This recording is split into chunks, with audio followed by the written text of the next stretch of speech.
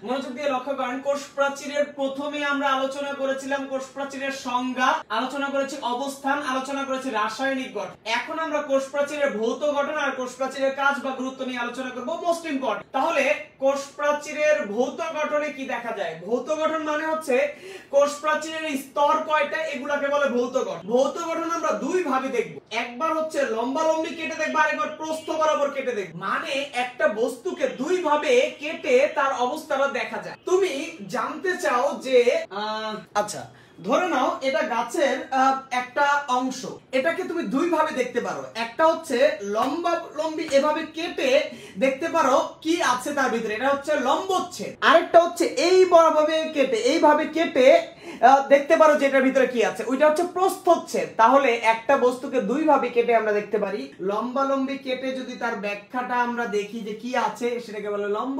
আর যদি এভাবে হচ্ছে মাঝ বরাবর কেটে দেখি তার ভিতরে কি আছে, ওইটা প্রস্থ।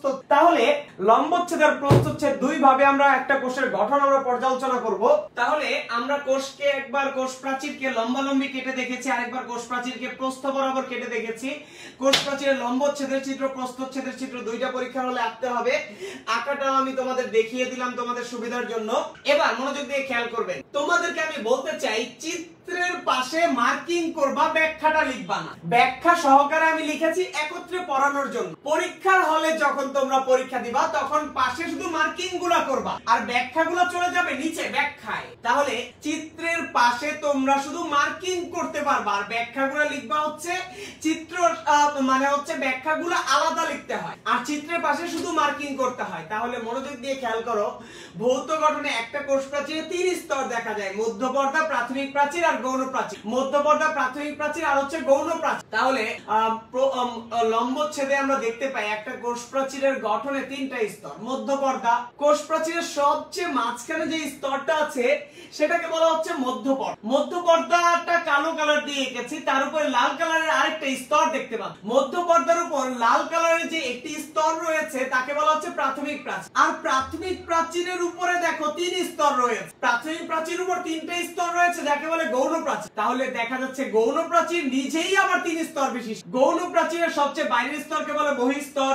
গৌণ প্রাচীরের মাঝখানের স্তরকে বলে মধ্য স্তর, গৌণ প্রাচীরের সবচেয়ে ভিতরের স্তরকে বলে অন্তঃস্তর। এখন কোষ প্রাচীর তিন স্তর বিশিষ্ট। কোষ প্রাচীরের সবচেয়ে মাঝখানে যে আছে মধ্যপর্দা, মধ্যপর্দার উপরে যে একই স্তর রয়েছে তাকে বলে প্রাথমিক প্রাচীর। প্রাথমিক প্রাচীরের উপর আবার তিনটা স্তর রয়েছে যাকে বলে গৌণ প্রাচীর। প্রাথমিক প্রাচীরের উপর তিনটা স্তর বিশিষ্ট প্রাচীরকে গৌণ প্রাচীর বলে। গৌণ প্রাচীরের সবচেয়ে বাইরের স্তরকে বহিঃস্তর, মাঝখানে একটা মধ্যস্তর, ভিতরে একটা অন্তঃস্তর। গৌণ প্রাচীরের একটা বিশেষ সংজ্ঞা বইতে আছে, সেটা একটু খেয়াল। গৌণ প্রাচীর অবস্থান করছে প্রাথমিক প্রাচীরের উপর। তো গৌণ প্রাচীর তৈরি হবে প্রাথমিক প্রাচীর থেকে নিঃসৃত রাসায়নিক বস্তু দ্বারা। গৌণ প্রাচীর অবস্থান করছে প্রাথমিক প্রাচীরের উপর, তো প্রাথমিক প্রাচীর থেকে নিঃসৃত রাসায়নিক বস্তু দ্বারা এটা তৈরি হবে। তো আমাদের বইতে বলছে মধ্যপর্দার উপরে প্রাথমিক প্রাচীরের প্রোটোপ্লাজম থেকে নিঃসৃত রাসায়নিক বস্তু, প্রাথমিক প্রাচীরের প্রোটোপ্লাজম থেকে নিঃসৃত রাসায়নিক বস্তু জমা হয়ে ক্রমশ এই তিন স্তর বিশিষ্ট গৌণ প্রাচীর সৃষ্টি করে। মধ্যপর্দার উপরে অবস্থিত প্রাথমিক প্রাচীরের প্রোটোপ্লাজম থেকে নিঃসৃত রাসায়নিক বস্তু ক্রমশ এই গৌণ প্রাচীরটা তৈরি করছে। আমাদের বইতে লেখা মধ্যপর্দার উপর প্রোটোপ্লাজম থেকে নিঃসৃত, মধ্যপর্দার উপর প্রাথমিক প্রাচীরই আছে এবং প্রাথমিক প্রাচীরের প্রোটোপ্লাজম থেকে রাসায়নিক বস্তু নিঃসৃত হচ্ছে।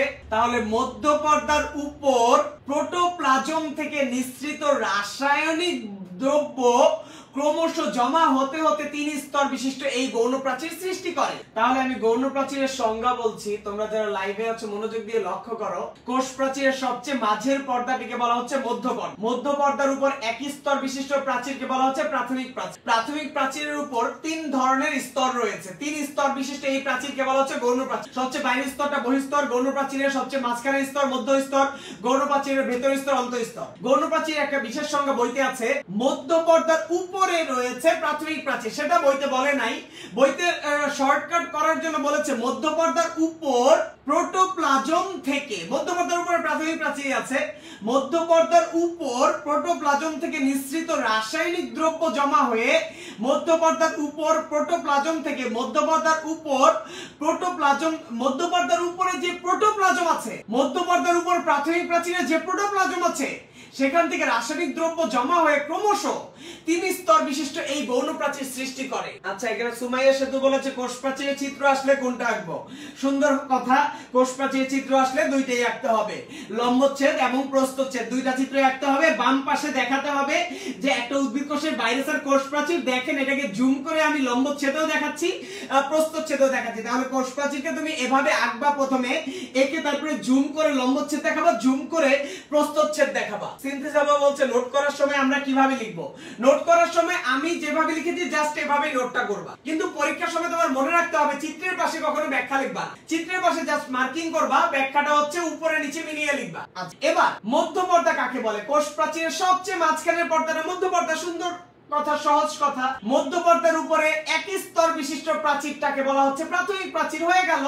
প্রাথমিক প্রাচীরের উপর 3 স্তর বিশিষ্ট প্রাচীরটাকে বলে গৌণ প্রাচীর। গৌণ প্রাচীরের আরেকটা ভালো সংজ্ঞা আছে বইতে, ওরা বলছে মধ্য পর্দার উপরে যে প্রাথমিক প্রাচীরের প্রোটোপ্লাজম আছে সেখান থেকে রাসায়নিক দ্রব্য বের হয়েই 3 স্তর বিশিষ্ট এই গৌণ প্রাচীর তৈরি হয়েছে। তাহলে গৌণ প্রাচীরের আরেকটা সংজ্ঞা, মধ্য পর্দার উপর প্রোটোপ্লাজম থেকে নিঃসৃত কয়েক ধরনের রাসায়নিক দ্রব্য ক্রমশ জমা হয়ে 3 স্তর বিশিষ্ট যে প্রাচীর তৈরি করেছে তাকে গৌণ প্রাচীর বলে। তোমরা যারা লাইভে আছো দেখতে পাচ্ছ লম্বচ্ছেদে 3টা স্তর, প্রস্থচ্ছেদে দেখো একদম মাঝখানের এই পর্দাটা হচ্ছে মধ্য পর্দা। এইটা একটা কোষ, ওই পাশে আরেকটা কোষ। ভিতরে যে অংশটা তুমি দেখতে পাচ্ছ এটা হচ্ছে একটা কোষ, এখানে একটা কোষ। ভিতরে যে অংশটা দেখতে পাচ্ছ এর ভেতরে একটা কোষ আছে, ওইটা আমি না দেখাই। এখানে এক একটা স্তর তোমরা দেখতে পাচ্ছ, এটা একটা কোষ প্রাচীর, এটা একটা কোষ প্রাচীর, এটা একটা কোষ প্রাচীর, এটা একটা কোষ প্রাচীর, এটা একটা কোষ প্রাচীর, এখানে আরেকটা কোষ প্রাচীর। কোষ প্রাচীরগুলোর সবচেয়ে মাঝখানে যেটা রয়েছে সেটা হচ্ছে মধ্য পর্দা। মধ্য পর্দার উপরে, মধ্য পর্দার জাস্ট উপরে প্রাথমিক প্রাচীর। প্রাথমিক প্রাচীরের জাস্ট উপরে 3 স্তর বিশিষ্ট গৌণ প্রাচীর, যার সবচেয়ে বাইরেরটা বহিঃস্তর, মাঝখানে একটা মধ্য স্তর, ভিতরে একটা অন্তঃস্তর। তাহলে কোষ প্রাচীর 3 স্তর বিশিষ্ট, মধ্য পর্দা প্রাথমিক প্রাচীর, আর হচ্ছে গৌণ প্রাচীর। মধ্য পর্দা সবচেয়ে মাঝখানে আছে, মধ্য পর্দার উপরে এক স্তর প্রাথমিক প্রাচীর, প্রাথমিক প্রাচীরের উপর 3 স্তর গৌণ প্রাচীর। প্রাথমিক প্রাচীর কোত্থেকে তৈরি হয়েছে? মধ্য পর্দার উপরে প্রোটোপ্লাজম থেকে নিঃসৃত রাসায়নিক দ্রব্য দ্বারা এই গৌণ প্রাচীরটা তৈরি হয়েছে। গৌণ প্রাচীরের সবচেয়ে বাইরের স্তর বহিঃস্তর, গৌণ প্রাচীরের মাঝখানে স্তর মধ্য স্তর, গৌণ প্রাচীরের ভেতরের স্তর অন্তঃস্তর। কোষ প্রাচীর ভৌত গঠনে 3 স্তর বিশিষ্ট, মধ্য পর্দা প্রাথমিক প্রাচীর, গৌণ প্রাচীর। এই 3টা স্তর বুঝতে পেরেছো কিনা তোমরা আমাকে কমেন্টস করে জানাও, তারপর বাকি ব্যাখ্যা দিচ্ছি। এখানে দিলরুবা আক্তার আর সুবাতারান্নুম আভা বলেছে গৌণ প্রাচীরের কোন সংজ্ঞাটা পরীক্ষায় লিখবো? এখানে আমি তোমাদেরকে বলতে চাই গৌণ প্রাচীরের দ্বিতীয় সংজ্ঞাটা পরীক্ষায় লিখবা, গৌণ প্রাচীরের দ্বিতীয় সংজ্ঞাটা পরীক্ষায় লিখবা। আর যদি ব্যাখ্যা দিতে চাও তখন দুইটাই লিখবা, বড় প্রশ্নে দুইটাই লিখবা। আর শুধু গৌণ প্রাচীরের সংজ্ঞা আসলে দ্বিতীয়টা লিখবা, শুধু গৌণ প্রাচীরের সংজ্ঞা আসলে দ্বিতীয়টা। আচ্ছা, সিনথেসিস আপা বলছে লম্বচ্ছেদটা আরেকবার বলার জন্য। লম্বচ্ছেদ মানে হচ্ছে কোষ প্রাচীরকে লম্বালম্বি কেটে মাইক্রোস্কোপের নিচে দেখলে এরকম দেখা যায়, কোষ প্রাচীরকে কেটে প্রস্থ বরাবর দেখলে মাইক্রোস্কোপে এরকম দেখা যায়। কোষ প্রাচীরের সবচেয়ে মাঝখানের পর্দাটাকে বলা হয় মধ্য পর্দা, একদম মাঝখানে আছে। কোষ প্রাচীরটা তো এত মোটা, কোষ প্রাচীরটা এত মোটা, কিন্তু সবচেয়ে মাঝখানের অংশটা হচ্ছে মধ্য পর্দা। কোষ প্রাচীরের সবচেয়ে মাঝখানের পর্দাটা মধ্য পর্দা। মধ্য পর্দার উপর একটা স্তর আছে, মধ্য পর্দার উপর এক স্তর বিশিষ্ট, এটাকে বলা হচ্ছে প্রাথমিক প্রাচীর। প্রাথমিক প্রাচীরের উপর আবার 3 স্তর রয়েছে, যাকে বলে গৌণ প্রাচীর। গৌণ প্রাচীরের আরেকটা সংজ্ঞা আছে, মধ্য পর্দার উপরে এই প্রাথমিক প্রাচীরের প্রোটোপ্লাজম থেকে কিছু রাসায়নিক দ্রব্য ক্রমশ জমতে জমতে 3 স্তর বিশিষ্ট যে প্রাচীর বানায় তাকেই বলে গৌণ প্রাচীর। প্রস্থচ্ছেদে আমরা দেখাতে পারি কোষ প্রাচীর একদম মাঝখানের পর্দাটা মধ্য পর্দা, মধ্য পর্দার জাস্ট উপরে রয়েছে প্রাথমিক, মধ্য পর্দার জাস্ট উপরে রয়েছে প্রাথমিক প্রাচীর, প্রাথমিক প্রাচীরের উপরে গৌণ প্রাচীর 3 স্তর বিশিষ্ট, বহিঃস্তর, মধ্যস্তর, অন্তঃস্তর বিশিষ্ট। এবার আমি আরেকটা বিশেষ জিনিস নিয়ে আলোচনা করতে চাই। কোষ প্রাচীরের মাঝখানে এরকম ছিদ্র দেখা যাচ্ছে, তোমরা দেখতে পাচ্ছ কিনা? কোষ প্রাচীরের মাঝখানে আমি এতটুকু মুছে দিয়েছি, এর মানে কোষ প্রাচীরের মাঝখানে ছিদ্র আছে। কোষ প্রাচীরের মাঝখানে ছিদ্র দিয়ে কি লাভ? হ্যাঁ, ছিদ্রের লাভ আমরা পরে বলছি। কোষ প্রাচীরের মাঝখানে ছিদ্রকে কূপ বা পিট বলে। এখন আমি একটা বিশেষ বিষয় নিয়ে আলোচনা করব, বোর্ডে তাকাও। ধরো এটা একটা কোষ, ধরো এটা আরেকটা কোষ। দুই কোষের মাঝখানে এটা ধরে নাও, এটা ধরে নাও মধ্য পর্দা, মধ্য পর্দার উপরে ধরে নাও প্রাথমিক প্রাচীর, প্রাথমিক প্রাচীরের উপরে ধরে নাও প্রাথমিক প্রাচীরের উপরে গৌণ প্রাচীর। মনোযোগ, খুব বেশি মনোযোগ। তোমরা দেখতে পাচ্ছ কিনা আমি জানি না, অবশ্য অনেক ছোট হয়ে গেছে। এখানে কিছু ছিদ্র দেখা যায়, কোষ প্রাচীরের মাঝখানে এরকম ছিদ্র দেখা যায়, এই ছিদ্রগুলোকে বলা হয় কূপ। তাহলে কোষ প্রাচীরের একদম মাঝখানে মধ্যপর্দা, তার উপরে প্রাথমিক প্রাচীর, তার উপরে গৌণ প্রাচীর, মাঝখানে আবার ছিদ্র। কোষ প্রাচীরের মাঝখানে যে ছিদ্রগুলো দেখা যায় সেগুলোকে বলা হচ্ছে কূপ বা পিট। কোষ প্রাচীরের মাঝখানে যে ছিদ্রগুলো থাকে, তোমরা গ্রামে যখন যাবা, গ্রামে কূপ দেখেছো বা কুয়া বলে, অনেক সময় গ্রামে হচ্ছে কুয়া বলে, তোমরা কুয়া বা কূপ দেখেছো যারা গ্রামে তারা জানবা। বিরাট একটা মাঠের মাঝখানে একটা কূপ, গর্ত। গ্রামে হচ্ছে বিশাল কূপ খনন করে সেখান থেকে পানি তুলতো আগের দিনে মানুষ। বিশাল মাঠের মধ্যে একটা কূপ খনন করতো, চারদিক দিয়ে মানুষ এসে পানি তুলে নিয়ে আসে। তো কোষ প্রাচীরের মাঝখানে এরকম বিশাল কোষ প্রাচীরের মাঝখানে এরকম ছিদ্রকে গ্রামে হচ্ছে বলে গর্ত, গর্তকে হচ্ছে পানি তোলার কাজে ব্যবহৃত হলে কূপ বলে। তো এখানেও কোষ প্রাচীরের মাঝখানে ছিদ্র বা গর্তকে বলা হচ্ছে কূপ। কূপের ইংরেজি হচ্ছে পিট। তো এখন তোমার প্রশ্ন হচ্ছে যে কূপ তৈরি হলো কেন স্যার? কূপ দরকার কি? হ্যাঁ, কূপ দরকার হচ্ছে কূপের মধ্যে যে তুমি দেখো ছোট্ট একটা ছিদ্র আছে, দেখতে পাচ্ছ কিনা? কূপের মধ্যে ছোট্ট একটা ছিদ্র, একটু খেয়াল করে দেখো। কূপের মধ্যে ছোট্ট একটা ছিদ্র, যেই ছিদ্র দিয়ে এক কোষ থেকে বিভিন্ন বস্তু আরেক কোষে যাতায়াত করছে, এক কোষ থেকে বিভিন্ন বস্তু আরেক কোষে যাতায়াত করছে। এই ছোট্ট ছিদ্রটার নাম হচ্ছে প্লাজমোডেজমাটা। কোষ প্রাচীরের এই কূপ এলাকায় ছোট্ট একটা ছিদ্র রয়েছে, যেটা দিয়ে খুবই আণুবীক্ষণিক ছিদ্র, চোখে দেখা যায় না একদম প্রায়। এই আণুবীক্ষণিক ছিদ্র মাইক্রোস্কোপে দেখতে হয়। কোষ প্রাচীরের কূপ এলাকায় পাশের কোষের সাথে, কোষ প্রাচীরের কূপ এলাকায় পাশের কোষের সাথে যোগাযোগ রক্ষার জন্য যে আণুবীক্ষণিক নালী তৈরি হয়েছে তাকে বলে প্লাজমোডেজমাটা। কোষ প্রাচীরের কূপ এলাকায় পাশের কোষের সাথে যোগাযোগ রক্ষা করার জন্য যে আণুবীক্ষণিক নালী তৈরি হয়েছে তাকে বলা হচ্ছে প্লাজমোডেজমাটা। তাহলে কোষ প্রাচীরে তো তিনটা স্তর, মাঝখানে আবার ছিদ্র থাকলে তাকে বলে কূপ বা পিট। কূপ এলাকায় আবার ছোট আণুবীক্ষণিক নালী রয়েছে যেটা দিয়ে পাশের কোষের সাথে যোগাযোগ রক্ষা করবে। এই কোষের কিছু দরকার থাকলে ওই কোষ থেকে নেবে, ওই কোষের কিছু দরকার থাকলে এই কোষ থেকে নেবে। তাহলে কোষ প্রাচীরের কূপ এলাকায় পাশের কোষের সাথে যোগাযোগ রক্ষা করার জন্য যে আণুবীক্ষণিক নালী তৈরি হয়েছে তাকে বলা হচ্ছে প্লাজমোডেজমাটা। তোমরা যারা লাইভে আছো তোমরা আমাকে অবশ্যই কমেন্টস করে জানাবা কূপ আর প্লাজমোডেজমাটা বুঝতে পেরেছো কিনা। এই দুইটা হচ্ছে খুব বেশি ইম্পর্টেন্ট। এই দুইটা যদি বুঝতে পারো তাহলে আমি নেক্সট অংশে চলে যাব। কোষ প্রাচীরের ভৌত গঠন আসলে তাহলে প্রথমে লিখবা মধ্যপর্দা, প্রাথমিক প্রাচীর, তারপরে গৌণ প্রাচীর, তারপরে কূপের সংজ্ঞা দিবা, তারপর প্লাজমোডেজমাটার সংজ্ঞা দিবা। হয়ে গেল কোষ প্রাচীরের ভৌত গঠন। কোষ প্রাচীরের গঠনে তুমি রাসায়নিক গঠন আগে দিবা, ভৌত গঠন পরে দিবা। ভৌত গঠনের 5টা সংজ্ঞা দিবা, মধ্যপর্দা, প্রাথমিক প্রাচীর, গৌণ প্রাচীর, তারপরে কূপ, তারপরে প্লাজমোডেজমাটা। হয়ে গেল কোষ প্রাচীরের গঠন। এখানে দেখা যাচ্ছে মোর্শেদা ইসলাম বুঝতে পেরেছে, মেহরিন পি মুক্তা ও বুঝতে পেরেছে, মাহমুদা খানম বুঝতে পেরেছে, আলহামদুলিল্লাহ। সিনথি সাবা কূপ বোঝে না। সুবাতারুন মাভা বলছে ভৌত গঠন আসলে কি দুইটা চিত্র আঁকতে হবে কিনা? দুইটা চিত্র। কোষ প্রাচীরের গঠন আসলেই দুইটা চিত্র আঁকতে হবে। আর কোষ প্রাচীরের কাজ বাইরে দিয়ে এই যে শক্তিশালী স্তর কোষ প্রাচীরের, দেখো মধ্যপর্দা, প্রাথমিক প্রাচীর, গৌণ প্রাচীর। তুমি শীতের সময় দেখা যায় ভিতরে একটা শার্ট পরেছো, তার উপরে একটা জ্যাকেট পরেছো, তার উপরে আবার একটা চাদর দিয়েছো। মানে এবার তুমি রাস্তায় নেমে বলছো শীত, তুমি পারলে আমাকে ঠেকাও। আমি এবার 3 স্তর বিশিষ্ট আবরণ দ্বারা আবৃত, ভিতরে একটা টি শার্ট, তার উপরে জ্যাকেট, তার উপরে আবার চাদর দিয়েছো। এবার শীতকে তুমি বুড়ো আঙ্গুল দেখিয়ে বলছো শীত পারলে ঠেকাও। এর মানে তুমি শক্ত, মানে অনেক স্ট্রং আবরণ দ্বারা আবৃত হয়ে তুমি নিজেকে রক্ষা করতে পারছো। গাছের কোষ প্রাচীরও মধ্যপর্দা, প্রাথমিক প্রাচীর, গৌণ প্রাচীর দ্বারা স্ট্রং ভাবে আবৃত হয়ে গাছকে দৃঢ়তা প্রদান করে, গাছকে শক্তিশালী করে, গাছের নির্দিষ্ট আকার আকৃতি বজায় রাখে, গাছকে নির্দিষ্ট একটা শেপ দেয়। এবং এরকম ছোট ছোট প্লাজমোডেজমাটা আণুবীক্ষণিক নালী সৃষ্টির মাধ্যমে পাশের কোষের সাথে যোগাযোগ রক্ষা করে। কি কি চলাচল করে এখান দিয়ে? প্লাজমোডেজমাটা দিয়ে পাশের কোষের সাথে পানি আর খনিজ লবণ চলাচল করে। সিনথিসাওয়া বলছে কোষ চিত্রের মধ্যে কোনটাকে আমি কূপ বলেছি? পুরা এই ছিদ্রটা কূপ, পুরা এই ছিদ্রটা কূপ। আর ছিদ্রের মধ্যে কিছু আণুবীক্ষণিক ছোট নালী পাওয়া যায়, সেটাকে বলে প্লাজমোডেজমাটা। বড় গর্ত হচ্ছে কূপ, আর বড় গর্তের মধ্যে ছোট্ট ছোট্ট নালীগুলোকে বলে প্লাজমোডেজমাটা। সিনথিসাবা তুমি বুঝতে পারলে আমাকে কমেন্টস করে জানাবা। বড় গর্তটা হচ্ছে কূপ, আর বড় গর্তের মধ্যে ছোট্ট ছোট্ট আণুবীক্ষণিক নালীগুলোকে বলা হচ্ছে প্লাজমোডেজমাটা। কোষ প্রাচীর নিয়ে কথা বলছিলাম। আমি কোষ প্রাচীরের সম্পূর্ণ ব্যাখ্যাটা আজকে যেটা বলেছি সেটা টোটালটা আমি আরেকবার বলতে চাই, মনোযোগ দিয়ে খেয়াল করবা। আমি প্রথমে বলেছি কোষ প্রাচীর প্রাচীরের অবস্থান। কোষ প্রাচীর উদ্ভিদে থাকে, প্রাণীদের থাকে না। কোষ প্রাচীর উদ্ভিদের একটা গুরুত্বপূর্ণ বৈশিষ্ট্য। দিলরুব আক্তার বলছে কোন 5টা সংজ্ঞা ভৌত গঠনে লিখবো? ভৌত গঠনে 5টা সংজ্ঞা লিখবো। মধ্যপর্দা, প্রাথমিক প্রাচীর, গৌণ প্রাচীর, কূপ এবং প্লাজমোডেসমাটা। 5টা সংজ্ঞা লিখে দিলেই কোষ প্রাচীরের গঠন শেষ। আমি টোটালটা আরেকবার বলছি, মনোযোগ দাও এবং তোমাদের কোনো কোশ্চেন থাকলে সেটা লিখতে পারো কমেন্টস। কোষ প্রাচীরের অবস্থান প্রথমে বলছি যে উদ্ভিদে কোষ প্রাচীর থাকে, প্রাণীতে থাকে। কোষ প্রাচীর উদ্ভিদের গুরুত্বপূর্ণ বৈশিষ্ট্য, প্রাণীতে কখনোই থাকে না।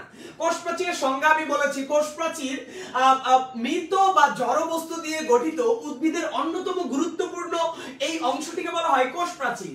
মৃত বা জড় বস্তু দিয়ে গঠিত উদ্ভিদের অন্যতম গুরুত্বপূর্ণ অংশকে বলে কোষ প্রাচীর। কোষ প্রাচীর রাসায়নিক গঠনে আমি বলেছি কোষ প্রাচীর রাসায়নিক গঠন বেশ জটিল। এখানে অনেক জটিল জটিল রাসায়নিক বস্তু রয়েছে।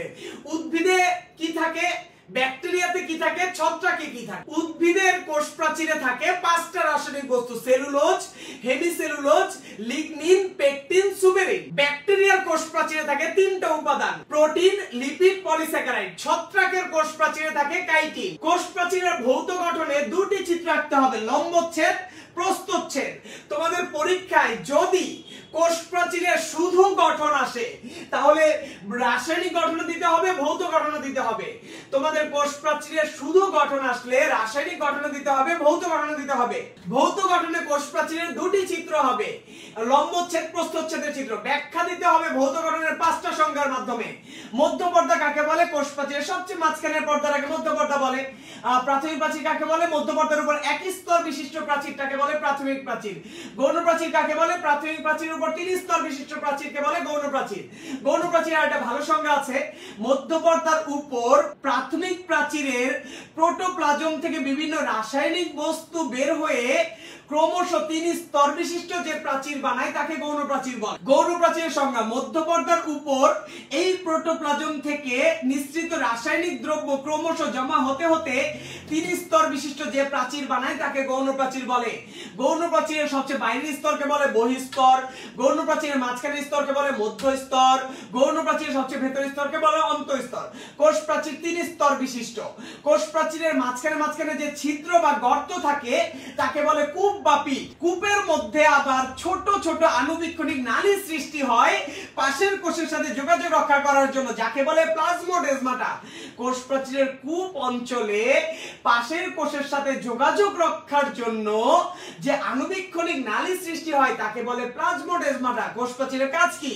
কাজ হচ্ছে কোষকে দৃঢ়তা, স্ট্রেংথ প্রদান করবে, আকার আকৃতি, শেপ প্রদান করবে।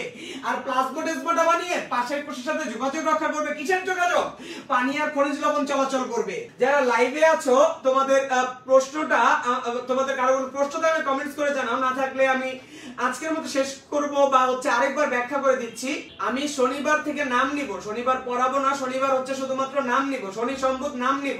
মরিয়ম বেগম বলছে গৌণ প্রাচীর উদ্ভিদের ক্ষেত্রে না উদ্ভিদ প্রাণী উভয়ের ক্ষেত্রে? আমি আলোচনা করছি কোষ প্রাচীর নিয়ে। কোষ প্রাচীর উদ্ভিদে থাকে, এটা প্রাণীদের থাকে না। গৌণ প্রাচীর পুরোটাই হচ্ছে মানে উদ্ভিদের, এগুলো সবই উদ্ভিদের। এখানে সুবাতারণ বাবা বলছে কোষ প্রাচীর রাসায়নিক গঠন কোনটা? এর আগের স্লাইডে আমি যেটা লিখেছি সেখানে কোষ প্রাচীর রাসায়নিক গঠন ছিল। তুমি আগের ক্লাসটা করেছো কিনা আমি জানি না। পান্না আলম বলছে আমার ব্যাচ কোথায়? ব্যাচটা হচ্ছে অর্কিড বাজার, যেখানে ছিল ওইটার দোতলায়। ব্যাচের ঠিকানা আমি লিখে দিব, সমস্যা নাই। এখানে মনোযোগ দিয়ে খেয়াল করো, কারো কোনো প্রশ্ন থাকলে কমেন্টস করে জানাতে পারো। আর প্রশ্ন না থাকলে আমি পুরো টপিকটা আরেকবার ব্যাখ্যা করে দিচ্ছি সহজভাবে, সিম্পল ভাবে নাও। কোষ প্রাচীর কাকে, কোষ প্রাচীর কোথায় থাকে? উদ্ভিদের কোষ প্রাচীর থাকে, প্রাণীতে থাকে না। তাহলে কোষ প্রাচীর কার গুরুত্বপূর্ণ অংশ? উদ্ভিদের গুরুত্বপূর্ণ অংশ, উদ্ভিদের গুরুত্বপূর্ণ বৈশিষ্ট্য। কোষ প্রাচীরের সংজ্ঞা, মৃত বা জড় বস্তু দ্বারা গঠিত উদ্ভিদ কোষের অন্যতম গুরুত্বপূর্ণ অংশকে বলা হচ্ছে কোষ প্রাচীর। কোষ প্রাচীরের রাসায়নিক গঠন আমরা ব্যাখ্যা করছি। উদ্ভিদের ক্ষেত্রে, ব্যাকটেরিয়ার ক্ষেত্রে, ছত্রাকের কোষ প্রাচীরে কি কি রাসায়নিক উপাদান থাকে। কোষ প্রাচীরের রাসায়নিক গঠন বেশ জটিল। উদ্ভিদের কোষ প্রাচীরের রাসায়নিক গঠনে থাকে 5টা উপাদান, cellulose, hemicellulose, lignin, pectin, suberin. ব্যাকটেরিয়ার কোষ প্রাচীরে থাকে 3টা উপাদান, প্রোটিন, লিপিড, পলিস্যাকারাইড। ছত্রাকের কোষ প্রাচীরে থাকে একটা উপাদান, সেটার নাম হচ্ছে কাইটিন। ভৌত গঠনে কোষ প্রাচীরের 2টি চিত্র, লম্বচ্ছেদ, প্রস্থচ্ছেদ, দুইটাই দিতে হবে এবং ভৌত গঠনের 5টা সংজ্ঞা দিতে হবে। প্রথমে বলছি কোষ প্রাচীর 3 স্তর বিশিষ্ট। সবচেয়ে মাঝখানের স্তরটা মধ্যপর্দা। মধ্যপর্দার উপর 1 স্তর বিশিষ্ট প্রাচীরকে প্রাথমিক প্রাচীর, প্রাথমিক প্রাচীরের উপর 3 স্তর বিশিষ্ট প্রাচীরকে গৌণ প্রাচীর। গৌণ প্রাচীর আরেকটা সংজ্ঞা, মধ্যপর্দার উপরে প্রাথমিক প্রাচীরের প্রোটোপ্লাজম থেকে নিঃসৃত রাসায়নিক দ্রব্য জমা হয়ে ক্রমশ 3 স্তর বিশিষ্ট যে প্রাচীর তৈরি করে তাকে গৌণ প্রাচীর বলে। মধ্যপর্দার উপরে প্রোটোপ্লাজম থেকে নিঃসৃত রাসায়নিক দ্রব্য ক্রমশ 3 স্তর বিশিষ্ট যে প্রাচীর বানায় তাকে গৌণ প্রাচীর বলে। গৌণ প্রাচীর সবচেয়ে বাইরের স্তর বহিঃস্তর, গৌণ প্রাচীর মাঝখানের স্তর মধ্যস্তর, গৌণ প্রাচীর ভেতরের স্তর অন্তঃস্তর। সবচেয়ে মাঝখানে মধ্যপর্দা, মধ্যপর্দার উপর প্রাথমিক প্রাচীর, প্রাথমিক প্রাচীরের উপর 3 স্তর বিশিষ্ট গৌণ প্রাচীর। মধ্যপর্দার উপরে প্রোটোপ্লাজম থেকে রাসায়নিক দ্রব্যগুলো নিঃসৃত হয়ে 3 স্তর বিশিষ্ট এই গৌণ প্রাচীর বানায়। কোষ প্রাচীরের মাঝখানে ছিদ্র থাকলে সেগুলোকে বলে কূপ। কোষ প্রাচীরের মাঝখানে ছিদ্র বা গর্ত থাকলে কূপ। কূপ এলাকায়, কূপ অঞ্চলে আবার ছোট ছোট আণুবীক্ষণিক নালী সৃষ্টি হয় পাশের কোষের সাথে যোগাযোগ রক্ষা করার জন্য, এগুলোকে বলে প্লাজমোডেজমাটা। কোষ প্রাচীর কোষকে দৃঢ়তা প্রদান করে, আকার আকৃতি বজায় রাখে। প্লাজমোডেজমাটা সৃষ্টির মাধ্যমে পাশের কোষের সাথে যোগাযোগ রক্ষা করে, পানি খনিজ লবণ চলাচল নিয়ন্ত্রণ করে। যারা লাইভে আছো তোমাদের ক্লিয়ার হয়েছে কিনা কমেন্টস করে জানাও, তাহলে আমি আজকের মতো বিদায় নিতে চাই। যারা লাইভে আছো অবশ্যই আমাকে কমেন্টস করে জানাও তোমাদের ক্লিয়ার হয়েছে কিনা, তাহলে আজকের মতো বিদায় নিতে চাই। আচ্ছা, দেখা যাচ্ছে সিনথি সাবা, মরিয়ম বেগম, ফারাত তাসলিম, মোহাম্মদ আব্দুস সালাম, মোর্শেদা ইসলাম, প্রমিতা জামান, আব্দুস সালাম। আচ্ছা, সবার ক্লিয়ার হয়েছে দেখা যাচ্ছে। তাহলে আমি বিদায় নিচ্ছি আজকের মতো। সবাইকে আসসালামু আলাইকুম ওয়া রাহমাতুল্লাহি ওয়া বারাকাতুহু। যারা যারা সালাম দিচ্ছ সবাইকে ওয়া আলাইকুম আসসালাম ওয়া রাহমাতুল্লাহি ওয়া বারাকাতুহু।